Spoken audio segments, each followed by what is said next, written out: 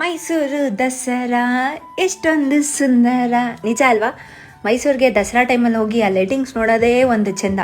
So ನಾವು ಪ್ರತಿ ವರ್ಷ ಹೋದಾಗೆ ಈ ವರ್ಷವೂ ಹೋಗಿ ಲೈಟಿಂಗ್ಸ್ ಎಲ್ಲ ನೋಡಿ ಅಲ್ಲಿಂದ ವಾಪಸ್ ಬರುವಾಗ ನಮಗೆ ಶೋರ್ಮಾ ಬಗ್ಗೆ ಗೊತ್ತಾಯಿತು. ಮೈಸೂರಲ್ಲಿ ಸ್ವಲ್ಪ ಫೇಮಸ್ ಅಂತ ಗೊತ್ತಾಯಿತು. ಸೊ ಅಲ್ಲಿಂದ ನಾವು ಹೋಗಿದ್ದು ಸಿಪ್ ಆ್ಯಂಡ್ ಸ್ನ್ಯಾಕ್ ಅನ್ನೋ ಶೋರ್ಮಾ ಫೇಮಸ್ಗೆ. ಅಲ್ಲಿ ಹೋಗಿ ನಾವು ನಾರ್ಮಲ್ ಚಿಕನ್ ರೋಲ್ ಮತ್ತು ಇನ್ನೊಂದೇನೋ ತೊಗೊಂಡಿದ್ವಿ. ಬಟ್ ಫ್ರ್ಯಾಂಕ್ಲಿ ಸ್ಪೀಕಿಂಗ್ ನನಗೆ ಅಷ್ಟು ಸ್ಯಾಟಿಸ್ಫೈ ಆಗಲಿಲ್ಲ.